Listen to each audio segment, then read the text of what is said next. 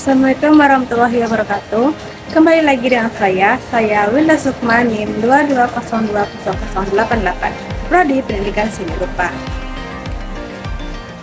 Video presentasi sederhana ini saya buat demi memenuhi salah satu tugas mata kuliah pengantar kewirausahaan dengan dosen pengampu saya yakni Dr. Hanif Al-Qadri SPD MPD. Baiklah, bahasan untuk pertemuan minggu ini adalah tentang manajemen pengelolaan usaha. Dalam bahasan kali ini akan dipelajari beberapa pokok kajian manajemen pengelolaan usaha atau bisnis. Di antaranya yaitu pengertian manajemen, fungsi-fungsi manajemen, dan manajemen pengelolaan usaha.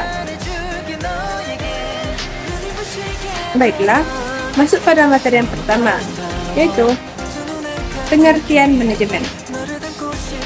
Menurut Handoko, manajemen adalah proses perencanaan, pengorganisasian, pengarahan, dan pengawasan usaha-usaha para anggota organisasi dan penggunaan sumber daya organisasi lainnya agar mencapai tujuan organisasi yang telah ditetapkan.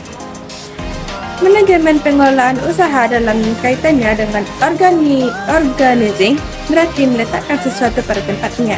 Mengelompokkan pekerjaan dilakukan oleh si pekerja sesuai dengan keahlian atau bidang partner.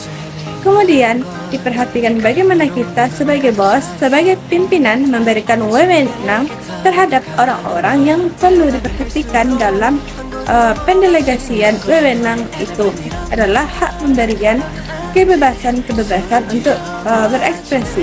Artinya, siapapun yang berada di sekitar kita harus diberikan kebebasan untuk mengkreasikan diri. Karena yang namanya wirausaha businessman atau kewirausahaan itu tidak terdeteksi dengan aturan-aturan yang mengikat. Mereka bebas untuk berkarya, tapi dengan aturan-aturan yang kita tetapkan bersama sangat fleksibel sehingga akan muncul inovasi-inovasi dan tidak bisa dihambat oleh aturan-aturan yang mengikat. Kemudian materi selanjutnya yaitu fungsi-fungsi manajemen. Ada beberapa fungsi manajemen yang bisa Anda terapkan, yaitu pertama planning. Sebagai fungsi paling mendasar dalam suatu manajemen, planning dianggap sebagai rangkaian proses penetapan atau pemilihan tujuan organisasi dan penentuan berbagai strategi yang diperlukan untuk mencapai target tersebut. Secara garis besar, terdapat 4 tahap yang wajib dilalui dalam proses planning.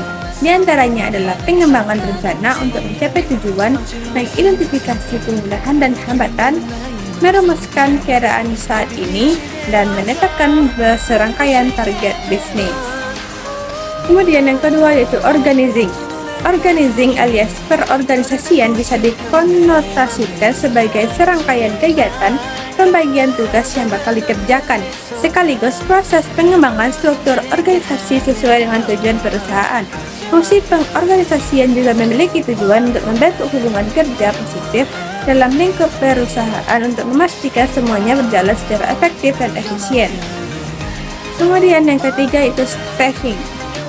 Meskipun fokus utamanya adalah penempatan sumber daya perusahaan pada posisi paling tepat sesuai kompetensinya, fungsi staffing tidak terbatas pada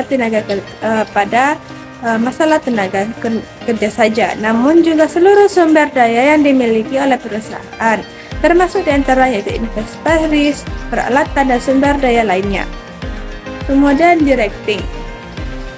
Fungsi directing memiliki tujuan untuk mengarahkan sekaligus mengendalikan manajemen usaha guna meningkatkan keefektifan dan efisiensi kerja, pun dengan memastikan adanya koordinasi dan kooperasi dari setiap lini manajemen supaya harmonisasi dalam lingkungan kerja bisa terwujud. Kemudian yang terakhir yaitu controlling. Target dari fungsi controlling adalah mempermudah penilaian pekerjaan yang sudah dilakukan oleh seluruh SDM yang dimiliki suatu perusahaan untuk dapat mencapai target tersebut.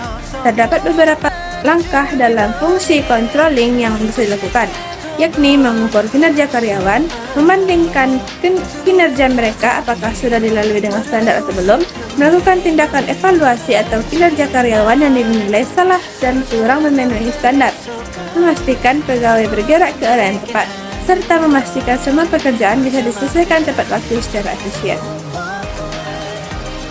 Kemudian materi selanjutnya yaitu manajemen pengelolaan usaha.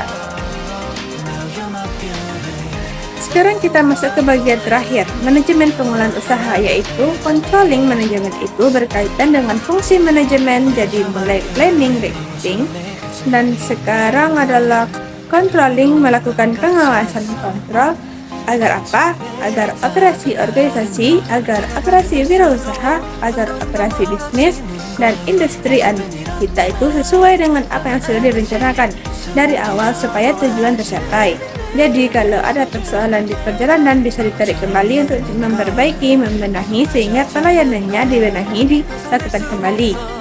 Disempurnakan lagi sehingga apa yang diobatin adalah penyakitnya. Proses akan terus berjalan untuk mencapai tujuan tadi. Ada 5 hal yang dibutuhkan sebagai 5 sumber kekayaan dari sebuah bisnis, sebuah organisasi. Itu yang dimiliki. Yang pertama adalah sumber daya manusia. Kalau ingin berkembang menjadi bisnismen yang sedang bersama dengan rekan atau dengan teman-teman bisnis, kita harus memilah, menetapkan teman-teman atau rekanan yang sumber daya kemanusiaannya oke. Memiliki visi dan misi panjang di masa depan sesuai dengan bidang usaha yang kita pilih. Yang kedua, mau tidak mau finansial. Jadi bagaimana pergerakan finansial itu dibangun sejak sekarang. Mulailah menabung, mulailah mencari rekanan jejaring, mulai mencari sumber-sumber pendanaan, atau kalau kita sudah punya tim dari sekarang, ya sudah mulai bekerja dalam rangka membangun finansial ini. Kemudian dan yang ketiga adalah sosial, hubungan dengan banyak orang. Karena ini akan menentukan wilayah sosial kita. Semakin besar kemungkinan wilayah bisnis yang akan kita kejar itu untuk memberikan keuntungan buat kita. Kemudian yang keempat adalah manajerial. Persoalan pengelolaan, bagaimana kita mengelola diri dan pekerjaan apa yang ada di diri kita. Jadi orang yang berhasil menjadi wirausaha adalah orang berhasil menata dirinya.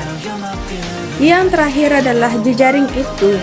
Yang saya bilang tadi, jejaring terkait dengan rekan bisnis dengan kelompok-kelompok tertentu yang akan menjadi pemodal itu sudah bisa dilihat dari sekarang. Dicariin, terus dibangun, semakin luas jaringan kita semakin enak, karena untuk membangun bisnis yang lebih besar, perencanaan tenaga kerja ini juga menjadi pertimbangan yang tidak bisa dianggap sebelah mata. Baiklah, kita sudah sampai pada terakhir. Mohon maaf jika ada salah kata dan kekurangan dalam penyampaian materi. Wassalamualaikum warahmatullahi wabarakatuh.